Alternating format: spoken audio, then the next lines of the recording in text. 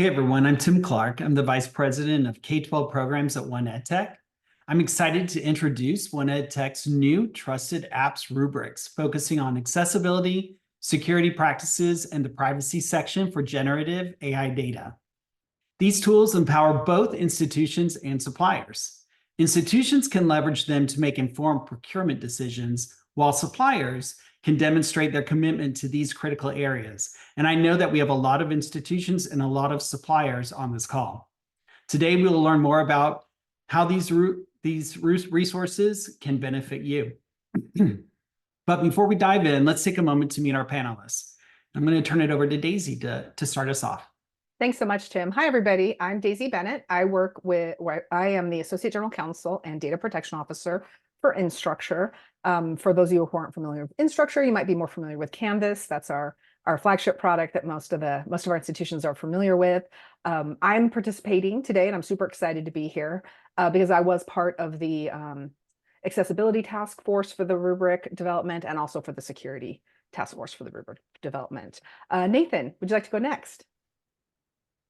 Thanks, Daisy. My name is Nathan Miller. I'm the Chief Technology and Information Security Officer for the Georgia Department of Education. In a not so long ago life, I was also the Data Privacy Officer for Georgia Department of Education. We have purchased affiliate memberships for all of our districts in the state for 1EdTech, specifically to encourage usage of the TrustEd Apps dashboard. And that has been a tremendously successful program. And we're also looking forward to these new rubrics being accessible through that dashboard for our districts. Turn it over to Donna. Good morning. Good afternoon, everyone. I'm Donna Murray. I serve as a digital accessibility specialist at the North Carolina Department of Public Instruction.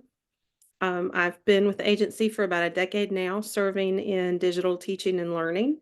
And recently, our organization has developed a role specific to digital accessibility, and I moved over to that role back in November. So excited to be here today, and thankful to have been a partner in the work with 1EdTech on the accessibility app. Thank you. All of these individuals represent organizations that are members of 1EdTech, and that's one of the differentiators of 1EdTech, and that K-12 higher ed institutional members, as well as supplier members, all collaborate together in the development and implementation of 1EdTech standards. And they have a lot of insights to share with us today about the TrustEd Apps Rubrics. But before we begin hearing from them, let's talk a little bit about the mission of 1EdTech, which is to power learner potential by fostering the evolution of an open, trusted, innovative digital learning ecosystem. And a critical task of that work is to select the right edtech applications.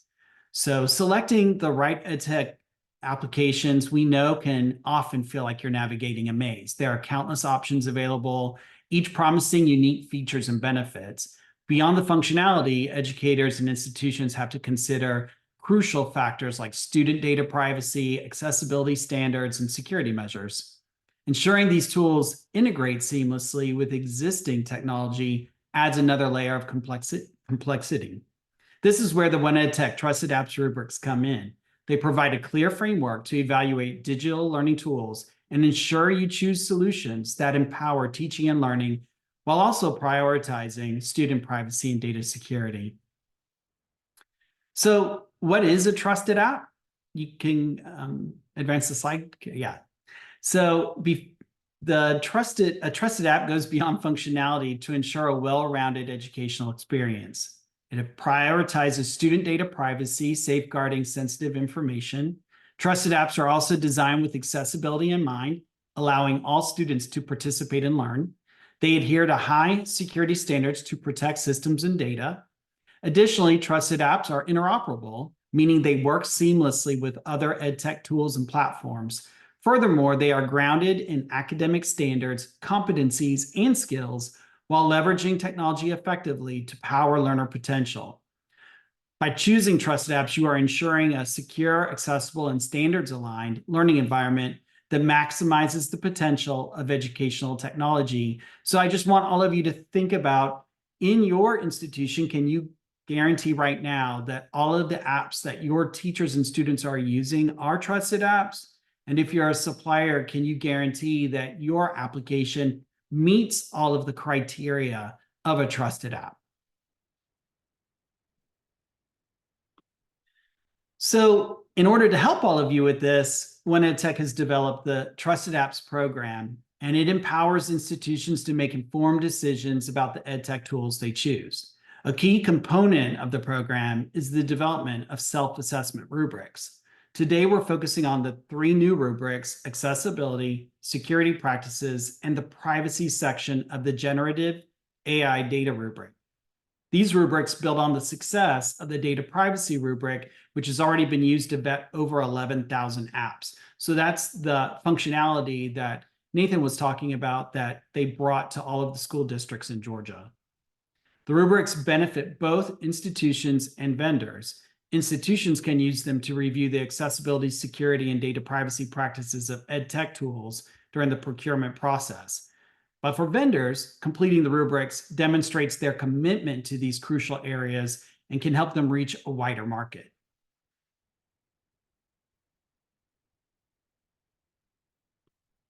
All right, let's dig into the Trusted Apps Accessibility rubric. And let's begin with Donna. Donna, what is the importance of accessibility in K-12 education?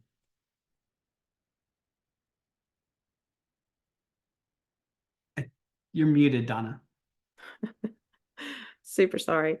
Accessibility is really about ensuring that all of our students have access, so that they have equal access to educational materials and learning experiences. And while there are legal requirements to ensure that students do have that equal access, I say it's also a moral imperative. This is about removing barriers for our learners. I have a professional and a personal lens into the impact that accessibility has on education, both as an educator, but also as a parent to a child with multiple disabilities. I've seen firsthand how accessible technologies can really make a difference between barriers and opportunities. So, for example, a student who has a visual impairment, digital resources that are designed to be accessible means that that student will be able to access content using something like a screen reader or a refreshable braille device. For a student, for example, who has dyslexia, it can mean that they're able to customize that reading experience with things like text-to-speech tools, or to be able to customize the font size and format. For someone with a physical disability, like my daughter, it means that they can access digital resources using something like an adaptive input device. And while accessibility is essential to some, it really can be beneficial for everyone. Myself, for example, when I'm working on my computer all day, as the day wears on, I find myself zooming in on the text or increasing the text size to relieve eye strain. And I think many of us probably use the caption feature when we're watching a video or on a webinar, even if we don't have a diagnosed hearing impairment. And that's because there is learner variability among all of us. And honestly, there's variability even in each of us. So accessibility is really about enabling those flexible learning environments. And overall, it's about removing barriers. That's great information. Thank you for sharing that. And a follow-up question, what challenges do you face in ensuring greater accessibility in your role? I think one of the biggest challenges is honestly just a lack of understanding and awareness around accessibility and what that role of accessibility has in education.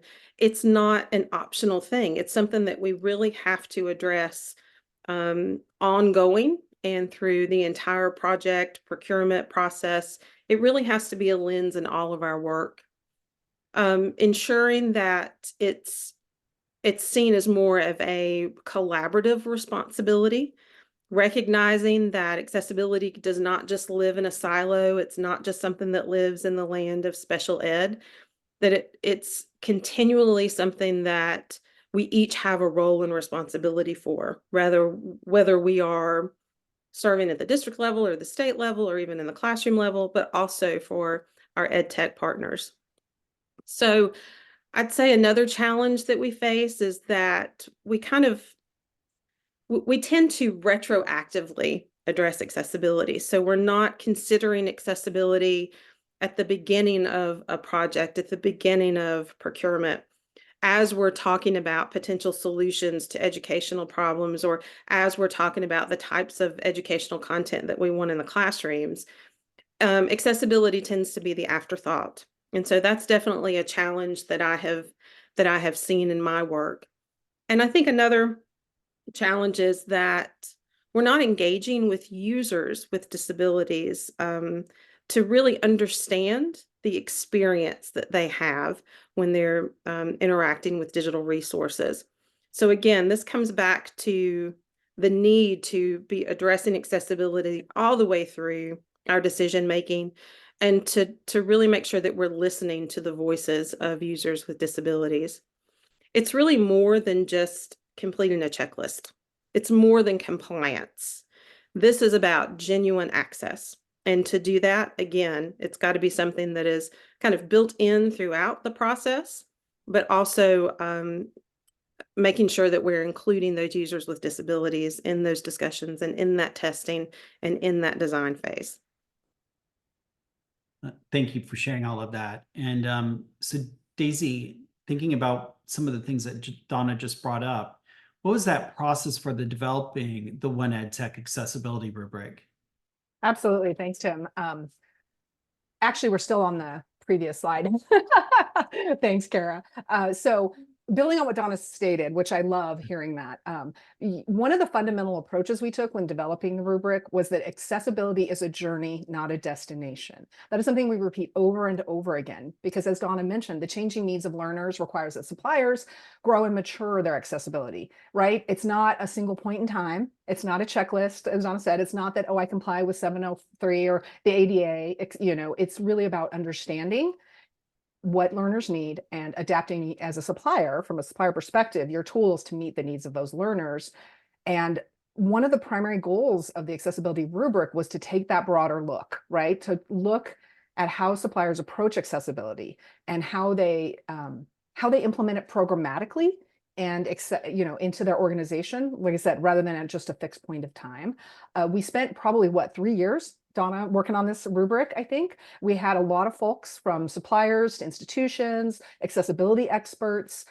We had an amazing chair who's an accessibility expert of the task force to help build this out. Of course, we took information from other resources like the HECVAT and the VPAT and some of the other requirements to help inform the rubric, but we didn't actually, we weren't trying to mimic what was already there. We were really just trying to create something that gives that overview of the way a supplier approaches accessibility in their organization. Not just, do you have a screen reader? Check. Do you have captions? Check. It was really intended to inform our institutions at a much higher level. And we'll discuss this a little bit more on the next slide. So if we can move to the next slide, we can talk a little bit about the actual rubric. So the rubric focuses on 4 areas, and I'm not going to go through them all in super detail because I had a 2-hour workshop on this rubric, so we could talk about it for 2 hours back in January. So instead, I'm just going to really do a high-level overview of the rubric, the categories, and then I really, really encourage everybody to go read the specification, which is available on the 1EdTech website. It's got a lot of great information, the history, and it goes really into detail about the questions. So the first section, as you can see on the screen, focuses on information and documentation. And this section reflects that there's different approaches suppliers might take to share their, on how they complete and share their accessibility conformance documentation. So we're talking about like the VPAT or other third-party reports that a supplier might do to prove, to show, to demonstrate, to test their accessibility. The second section is about procurement, the procurement process and communication. And this section allows the supplier to share additional insights into how they approach sharing accessibility information with clients through the procurement process, right? So it's not just, oh, I have a VPAT, here we go, but can institutions reach out to the supplier and ask for changes or ask for additional testing or ask for improvements? So it's all about that communication process and how that affects both the procurement process and the lifelong contract process. The third section gets a little more technical. It's about accessibility conformance. This is where a supplier can describe how they approach testing accessibility, how they do they weave it into their product roadmap? Do they have accessibility testers? Do they have like what Donna was saying, do they have user testers that with learning differences that can actually test different elements of the software to make sure that it is truly accessible? And then the fourth category focuses on alternatives and accommodation. And so this is where a supplier can describe how they can provide or develop accommodations in the event that their software or their tool or their learning object doesn't actually meet an accessibility need.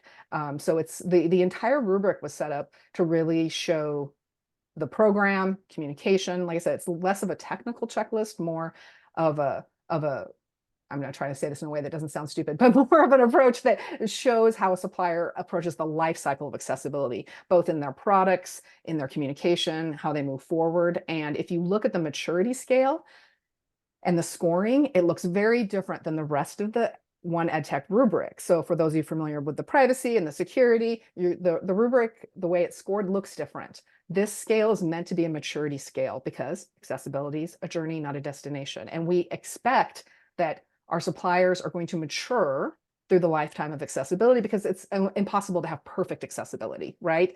And so you see the categories emerging, advanced, and optimized. And for those of you familiar with maturity scales and privacy and security, those probably sound familiar.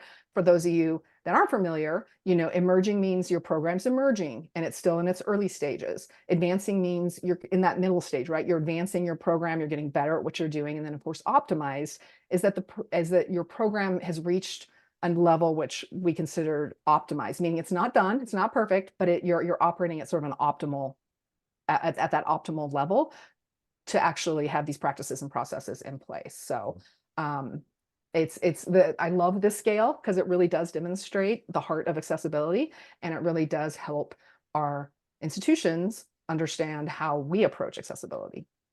Yeah, so thinking about that, specifically in your role as a supplier, what are the challenges you face when ensuring greater accessibility in your applications? Oh, so this is, as I said, there's no perfect accessibility. And I can only speak for Instructure. We have a dedicated engineering team that's an accessibility engineering team that focus on all of our products.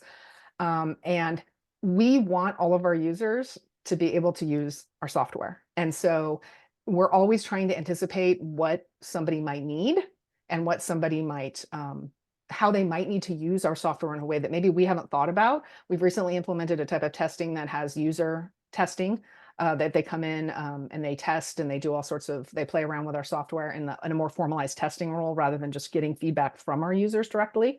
And, like all suppliers, there's always a push and a pull when we're trying to get our product as accessible as possible and also still make it cost effective for our schools, still make it in a way that they can afford to purchase it. It's a really similar with privacy and security. We'll talk about that a little bit later. We try to build it out to be the most usable, but not in such a way that it's going to be cost prohibitive, that we're going to spend so much money that no one's going to be able to afford it. So we do work really hard on it.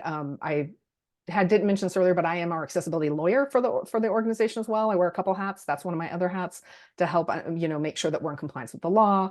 And then, we're not just doing what the law requires, but we're also trying to meet what our learners need. Thank you for that. And Donna, as an accessibility expert, how do you think that institutions can benefit from the accessibility rubric? I think it's an opportunity, like Daisy was saying, it's an opportunity for us to have some discussions. So it's a maturity model. The idea here is that it's supporting growth. And so I think it helps to have this type of rubric to encourage those discussions and to kind of have some entry points to those discussions throughout the entire life cycle of a project. I know in working as a digital accessibility specialist at a state ed agency, during procurement processes, we typically ask for that accessibility conformance report. It's typically a completed VPAT that a vendor provides. but it often doesn't give us enough detail to truly understand how a solution is either accessible or not accessible. And oftentimes we don't have the subject matter experts at hand to even help us understand the ACR or the VPAT. So with this rubric, I think it enables us to really have a better understanding of the commitment to and the progress towards accessibility from the vendor's products. As a digital accessibility specialist, I really see this rubric as a way to continue building capacity, like at my agency, within my organization and with districts in our state. Because when you don't know what you don't know, it's difficult to understand or to kind of determine what your entry point should be. So I love that the rubric kind of helps kind of elevate some of those important topics to address, and really, again, gives us an entry point to those types of discussions so that we can really work towards developing a plan, and we can talk about what are our next steps and how do we grow. I think that the only way we're really truly going to design accessible ed tech solutions is through a partnership between our ed organizations and our ed tech providers. I think when we work collaboratively to improve accessibility, when we're engaging, like I've said before, like Daisy was saying, when we're engaging with users, not just to test the products, but to truly understand their experiences and their needs, that's when we're really going to have this optimized commitment to accessibility. That's when it's going to be realized. And I say that's a win-win. That's a win for everyone. It's a win most especially and most importantly for our students, including my daughter. Thank you for that. If any of you have any questions along the way, feel free to have your discussion in the chat. We'll also have Q&A at the very end, so then you'll have a chance to ask questions of our expert panelists too. Moving on to security, I wanted to just go ahead and talk a little bit about the security practices rubric. And I want to start with Nathan. So what's the importance of cybersecurity in K-12 EdTech? Thanks, Tim. As my boss, if you've never had the pleasure of meeting Dr. Keith Osborne, it is fun to say, in Georgia, we have 1.8 million students who don't know that they need an advocate, and it is our role and our duty to be that advocate on their behalf. As that relates to cybersecurity and data privacy, it's our job not only to provide the safeguards for those students, but to provide our districts with the resources that they need to provide those safeguards. So just having a tool is not really useful unless our districts know how to use it. So we have taken this seriously. We've offered several tools to our districts over the last few years. TrustEd Apps has been a cornerstone of that. We had a lot of districts and a lot of suppliers, quite frankly, that just really didn't have a guidepost. They didn't know what they needed to be asking of their vendors. And the vendors were kind of, I wouldn't say frustrated, but there was a lot of variance in what districts were asking them, what bar they were being asked to meet. So providing this TrustEd Apps platform to our districts kind of allowed us to provide a uniform target for both our districts and our vendors across the state. So that has been very helpful. We've also had a lot of districts that have seen some success in setting up procurement programs around TrustEd Apps, wanting to make sure that before something gets to the purchasing stage that it has been vetted, that they've had a chance to review the application. And really it was the absence of a process previously that kind of allowed a lot of these less than optimal practices to take place. So we've been able to see a lot of success with our districts in implementing the TrustEd Apps platform to really not just provide a process, but to give their teachers a voice. The teachers really did not feel empowered to, they didn't have a way to request the apps be reviewed. And now they have that. And so it's really been a net positive on both sides of the fence for our districts. Yeah. Thank you. Thank you for sharing that information. And then Daisy, again, the development of the rubric took quite a long time, actually, and with a lot of experts weighing in on what exactly should be included. Can you talk a little bit about the process for this rubric? Yeah, absolutely. So as you said, we had a large team of both suppliers, institutions, security experts. As I'm sure Nate will be able to say, there's a lot of security frameworks out there, and everything from a SAST, a SOC 2 to ISO to there are so many different frameworks that folks can use to demonstrate security compliance. And so the goal with this rubric was to find a way to help schools, teachers, people that are not security experts understand security in a more understandable way, right? Because if you've ever tried to read a SOC 2 Type 2, it's like a 68-page document with very itemized controls. And if you're not a security expert or a privacy person, it doesn't mean a lot. You're like, oh, they have a policy. What does that mean? So what we did is we took the HECBAT, we took some other best practices questions to create the security rubric as a starting point for institutions to understand a supplier's posture, right? And we really wanted it, like I said, to be understandable and comprehensible to individuals. And in the next slide, I'll talk a little bit more about how that works, but we really also wanted to ensure there was a feedback mechanism built into the rubric. So institutions can ask questions of suppliers if they don't understand something, if they need more information. So we spent a lot of time on it, and we like to think the rubric is a great starting point. It was not intended to replace a HECVAT or a SOC 2 Type 2, but it really is. It really helps institutions at the procurement, at that first step in the procurement stage to understand the overarching security posture.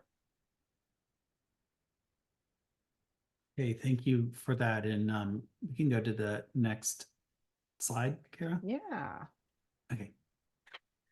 So yeah, let's go ahead and talk a little bit more about the key focus areas of the security practices rubric. Yeah, great. Thank you, Tim. As I said with the accessibility rubric, I highly recommend folks go and read the specification. It's really interesting. It's got a lot of context around the questions, right? And as you can see, just like with the accessibility rubric, we have 4 key areas. The first one is documentation and company information, which is similar to the accessibility rubric. You're seeing the theme here. It creates, it helps suppliers provide that foundational information to understand how a supplier is structured, what kind of policies they have, their history of their program.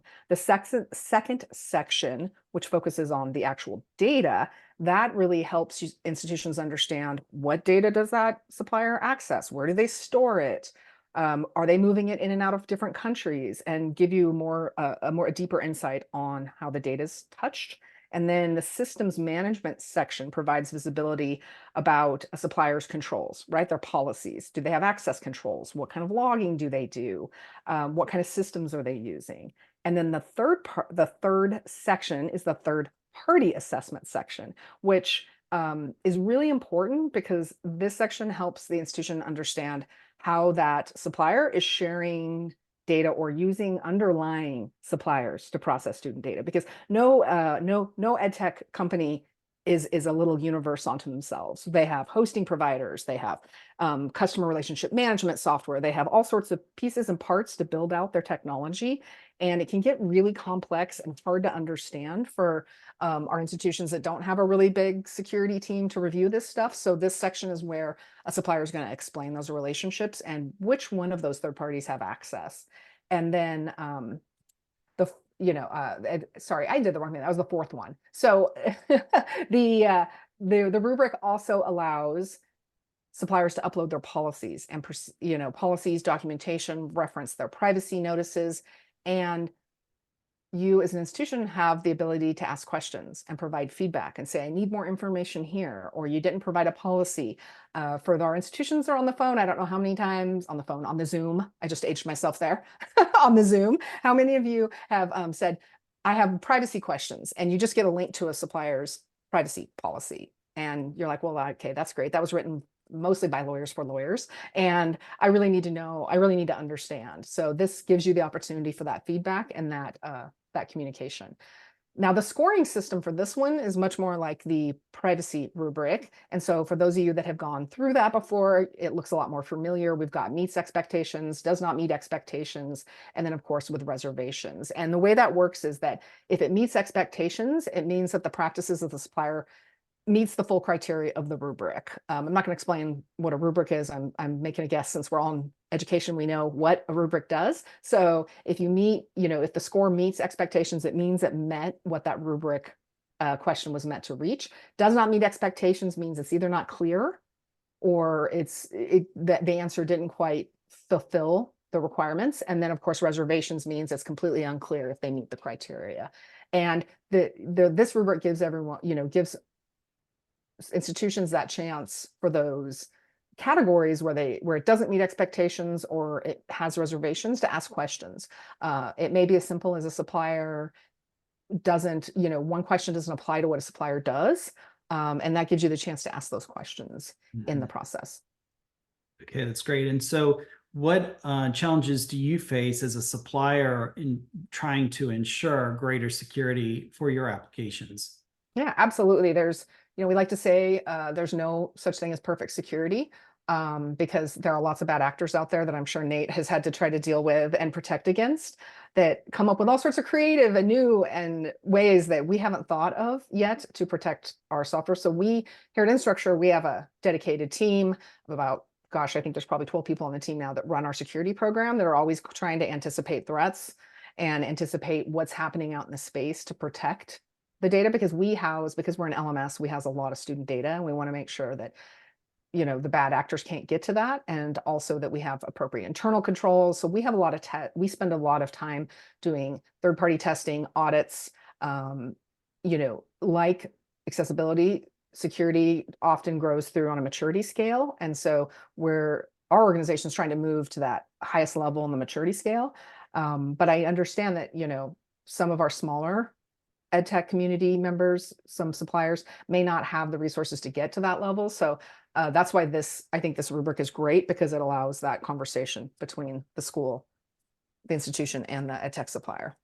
That's great. And I wanted to show all of our attendees here an evaluation that showed some of the other colors, a little bit of red, a little bit of gold. But if you notice, Canvas Cloud there in our slide is green across all areas. So Daisy's been doing her job and making sure that it meets all of those areas. I want to switch to Nathan now. So Nathan, now that we look at that, after hearing what Daisy just shared, how do you think institutions can benefit from the security practices rubric? Absolutely. I think for a lot of our districts, especially our smaller shops, that they probably have a technology director, technology coordinator that wears a lot of hats, probably do not have just by function of that, do not have a high level of expertise either in cybersecurity or data privacy. Or maybe they do, but typically they have to spread their expertise across a lot of categories. This will give them an opportunity to have these suppliers vetted in a robust way that's not going to require them to chisel out valuable time out of their day. Quite honestly, a lot of the security incidents that we see are from third parties. So it's something on the supplier side. It could be that maybe the institution doesn't have multi-factor authentication implemented with that solution, or any host of other causes. But this is going to give our districts a way to quickly and easily evaluate the practices of the company. So we're really excited about the addition of not just the security practices, but also the generative AI and the accessibility. But the security practices is near and dear to my heart, because that is the area that I directly support. So really, really glad to see this coming. That's great. Thank you for sharing that. On the next slide, we're going to talk a little bit about generative AI data. And so I think that this is probably what threw everyone for a loop, because we did have our accessibility and security practices rubric where we were able to really take an extended amount of time and to develop our rubrics for those areas. But when the generative AI really started to take off. This was something that we knew that we needed to dig in and be able to produce very quickly for our members of 1EdTech.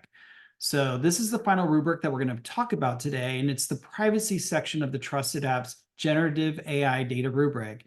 And I want to hear a lot more from our panelists about some of the aspects of AI that are concerning them. So Daisy, what aspects of AI are you considering as it pertains to privacy in your organization? Yeah, so as I'm sure most folks on the Zoom are aware of, the legal and regulatory environment for AI is rapidly trying to move forward to catch up with the technology. Lawyers like to say, the law never keeps up with technology, but it's trying really hard right now. And with the explosion of AI system. Now we've had AI systems since the 50s, right? But it was simple AI and AI that was really understandable and single purpose AI. But now with generative AI, we have AI that can just do things that seem almost, unreal, even though it's all very trainable and understandable. Companies want to suppliers want to bring in those technologies, right? Because you want to offer the best things to your institutions and you want them to be able to leverage this amazing technology. We've taken a really thoughtful and slow approach to implementing AI, and taking it from a very simple level, stuff like, looking at can we do natural language search inside our application? Ways that help us implement this new technology that decreases the risk or mitigates the risk for our institutions, because our space is really unique, education, because we're dealing with the data of students. And I'm going to put my little privacy hat on for a sec, because students are in a unique position when it comes to privacy harms. The harm that they will experience will follow them through their lives. Whereas I'm in my 50s, so if someone breaches, my data's been breached multiple times. I know how to handle it. But if I'm a 13-year-old child and my data's breached, I have a lifetime of trying to fix that and protect that. And so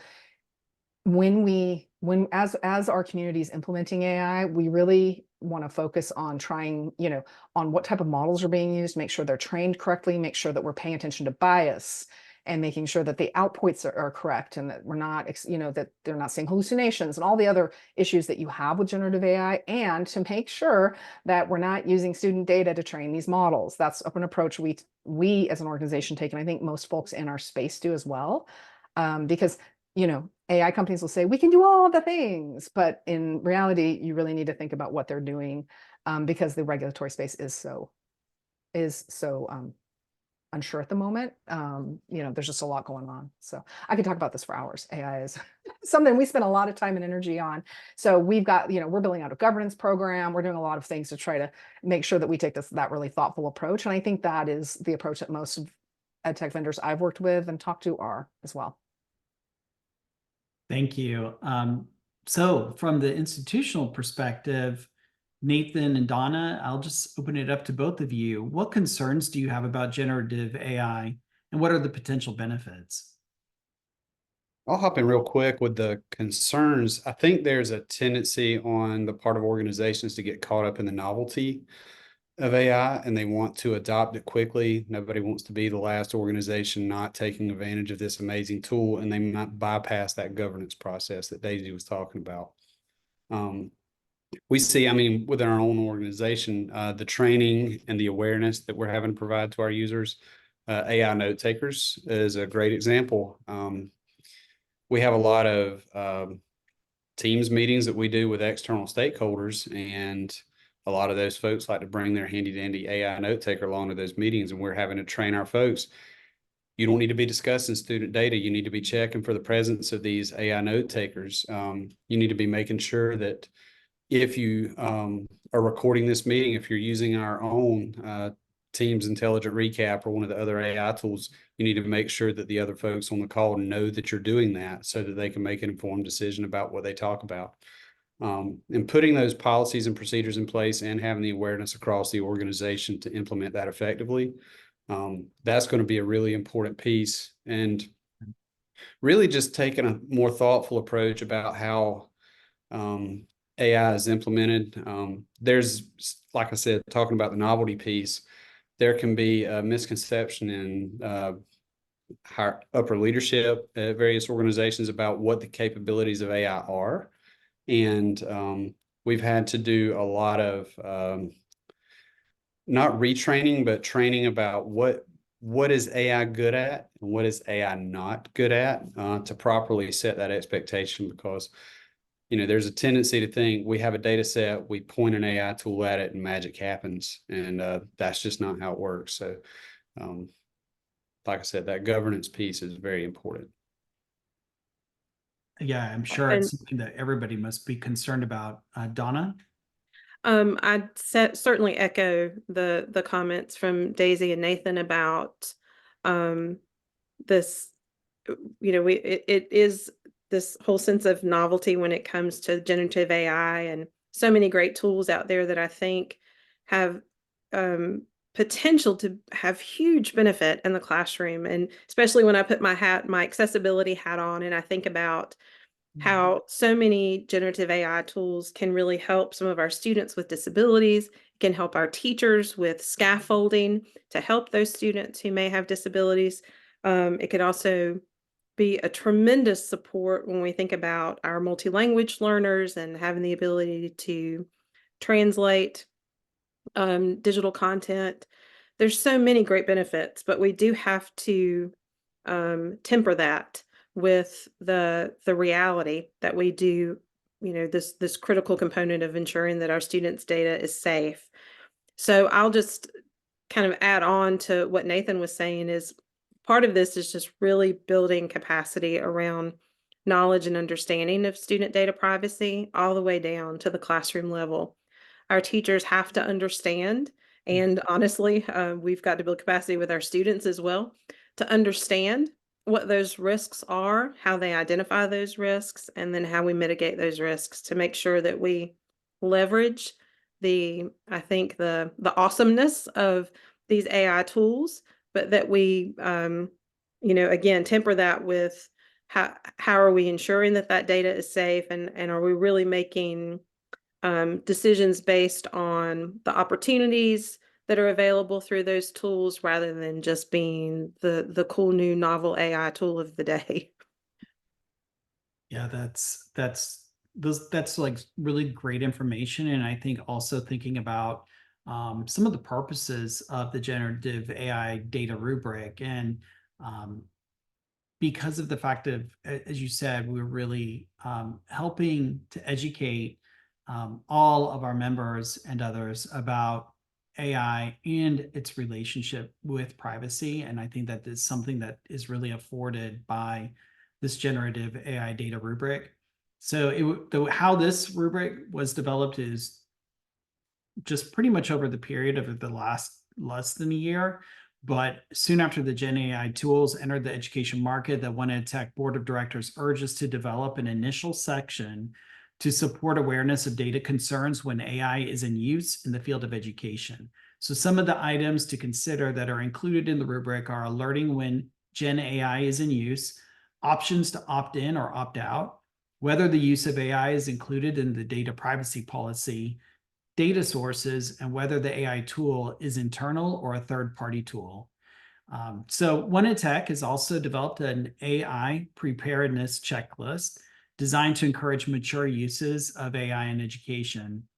And then, so what's next? 1EdTech has developed a task force to continue building out the rubric to include other data concerns when Gen AI is in use. 36 members have responded.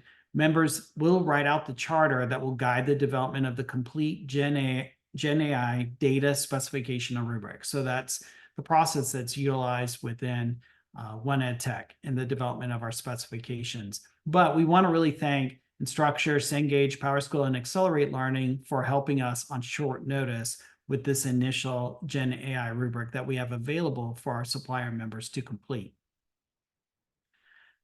And then moving on to the next slide.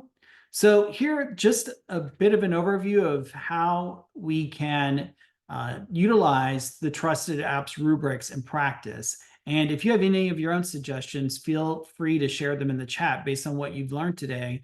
And we're going to still have some QA at the end. So remember to enter your questions as well, and we will address all these with our panelists. But here's how we think you could utilize these rubrics. Supplier members can conduct self-assessments of their products against the rubrics. Then 1EdTech provides a quality assurance check before we publish them in our TrustEd Apps directory. Then 1EdTech makes those available to member institutions both through the TrustEd Apps directory and the TrustEd Apps Management Suite, or TAMS.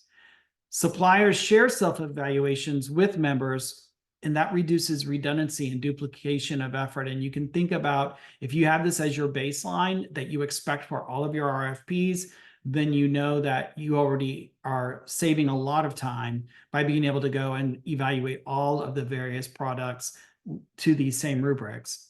And institutional members then can use that information to better inform their procurement decisions. And then our next steps of that we can all do together on the next slide, first of all, is to join 1EdTech.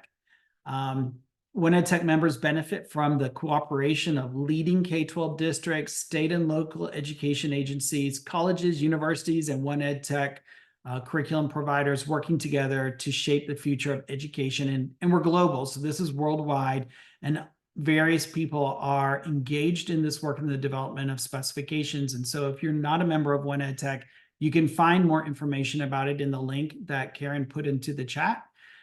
We have various levels of membership and benefits available for all of our various constituents. And on the next slide.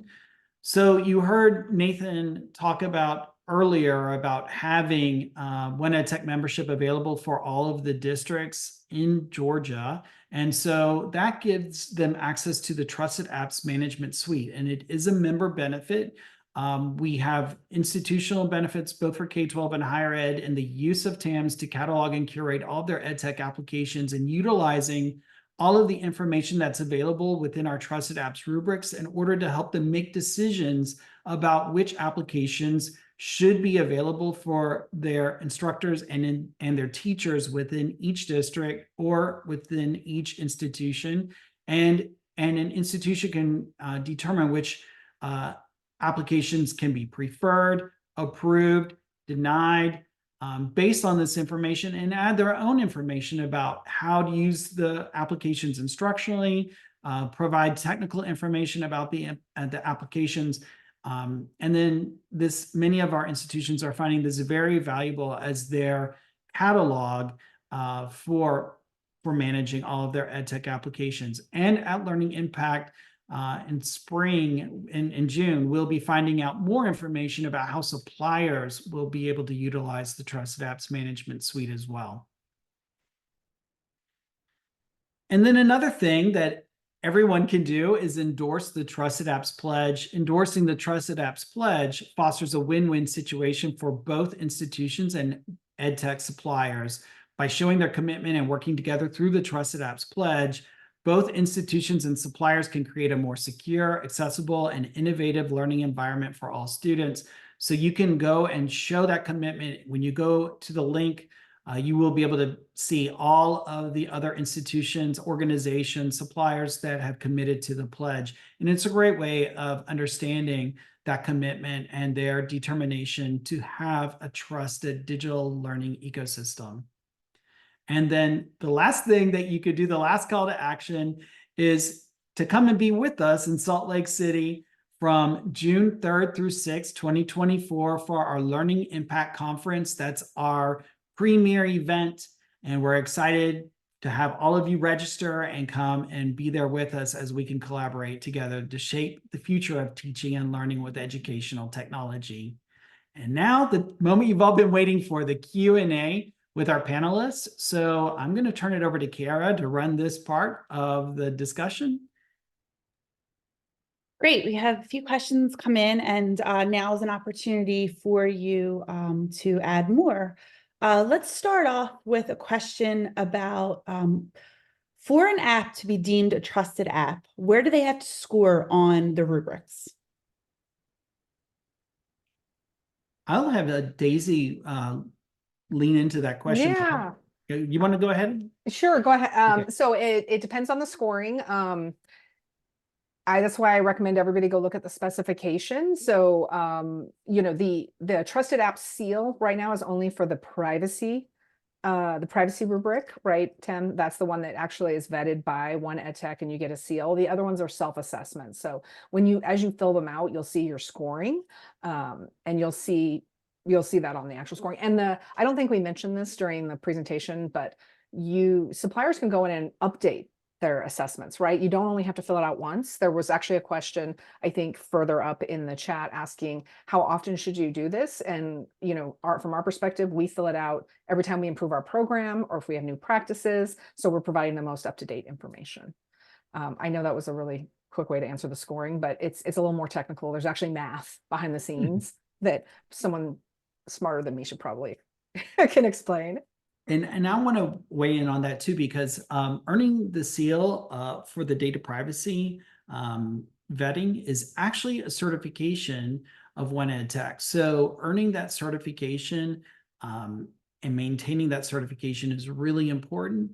And it's different than the other ones because, as Daisy said, they are self-evaluation. So it's really up to the institution. Just as when you issue an RFP, you have your own expectations of what your suppliers have to achieve on your RFP questions in order to determine whether or not they progress along your in your process of determining whether or not you want to procure an application.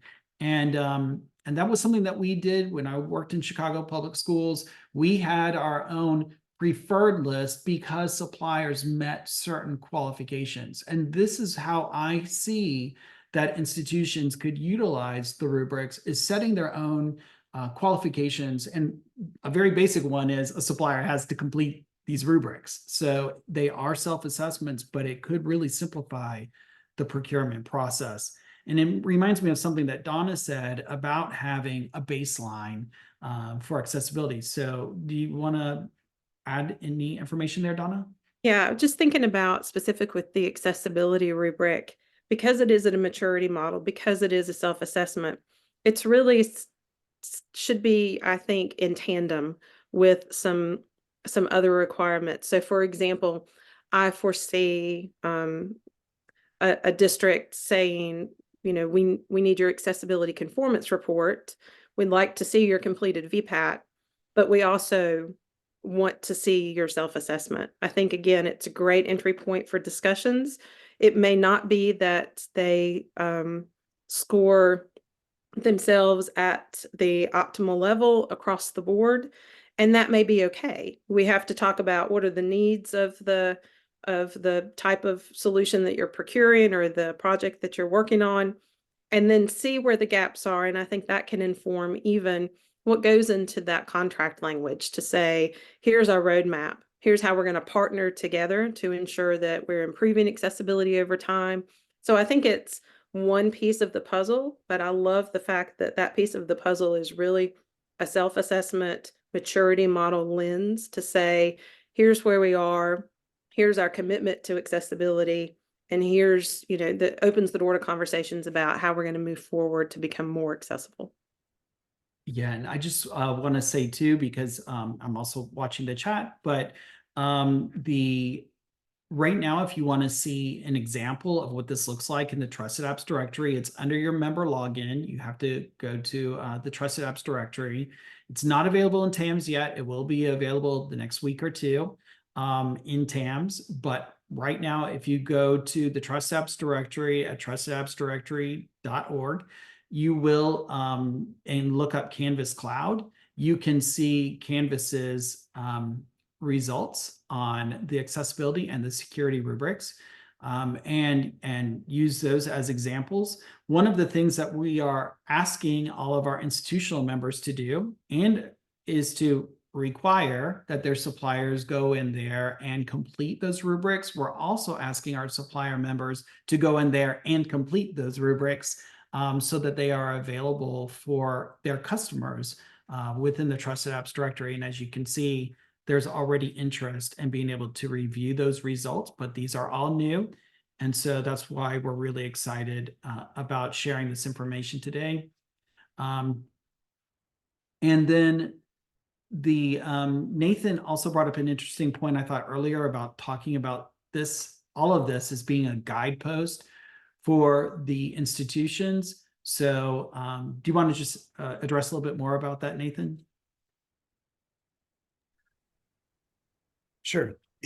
So we've had a lot of our institutions, they just had expressed over the years that they did not really have, a lot of guidance locally. They, generally their general counsel is not a data privacy expert. And so they really just didn't know where to look to find those best practices, to find really what expectations they needed to be setting for their vendors and what they needed to expect of their vendors. And so this truly filled that gap. Having access to, heretofore the data privacy rubric, but now having access to these other rubrics is going to give them the ability to, without having to gain that expertise locally, have a professionally vetted platform where they can go in and see how their vendors stacked up. And we've had a lot of districts that have added a lot of vendors to the platform. Tim, I'm sure you've seen this come through, but a lot of vendors that may not have been part of the platform that have come in just organically through the process of us providing that 1EdTech membership to our districts, and them going out on their own as part of their procurement process and making sure that they're adhering to their own rules, taking these vendors that they've had maybe longstanding relationships with and having them vetted. And not only does that give the district that visibility into these vendors that they may have had relationships with for a long time, but it also gives the vendors visibility into, what that expectation is. Some of our larger suppliers like Canvas or Instructure, they have robust teams of folks like Daisy to address these concerns, but some of the smaller vendors, data privacy concerns may not have been as big a factor or something that they had the resources to address. And so this is really calling attention to that that has been much needed. Hey, Kara, do we have time for another question? I think we have time for one more. I know we're just getting to the top of the hour, but there was a question that came in about what's the best or easiest way to get our EdTech partners to embrace and complete the rubrics? So I thought maybe some of the panelists would have some insight. I can tell you from a supplier perspective, the easiest way is to make it part of your procurement process. If somebody's not, and I'm pretty sure Nate and Donna will agree with that, if suppliers, once they understand, and I did answer a question that came in about the rubrics, like if it was different versions, what happens is as a supplier, when we become a member, we get to fill out these rubrics and they're used by all of all the members institutions can look at it. So the more institutions that require as part of their procurement process, the more suppliers will join. And that will help even if suppliers don't understand it at the moment, they might think it's maybe an obstacle, but it's not. It's actually a tool that suppliers can use for all the members, right? Even folks that haven't looked at their products yet. And I tell folks, it increases transparency. And so Donna, Nate, do you all have any other recommendation besides just force it through procurement? I'm just nodding along as you talk, Daisy. That's exactly what I was going to say. Make it part of the procurement process. I think that's the best way to make it happen. And then I also encourage, like for the accessibility, we have a user guide.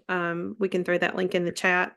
The user guide that accompanies the accessibility rubric actually has some embedded resources as well, which I think is, a talking point with vendors to say, if you're trying to improve accessibility, because it's going to be a critical component of our procurement process, then here's some resources to help to help guide your work with that. So anything that we can provide as an ed organization to vendors to support that work, I think is great. But at the end of the day, let's make it an expectation. I'll just add the broad adoption across the state has really seemed to help us when, our suppliers have a common platform and a common standard that they need to meet across the state. It's a lot more, it's a lot better business case for them to participate in that and to be vetted as part of that rubric when they're not having to do something different and jump through a different set of hoops for each district. Thank you. And we have reached our time. Just to wrap up, I believe we got to everyone's questions. The links will be available, the slides will be available to you along with the recording. And I know people were asking about, how to get to the rubrics, and the links are in the presentation, but also you can navigate to each of the pages for each of the rubrics that we've talked about today from the 1EdTech website. If you look under the standards menu and on the right-hand side, there's the links to those pages. And again, just another point of clarification, the ability to complete the self-assessments and to view the results is a benefit of 1EdTech membership. So with that, I would like to just thank all of our participants for joining us and thank all of our panelists for sharing your insights today. And I hope everyone has a great rest of your day.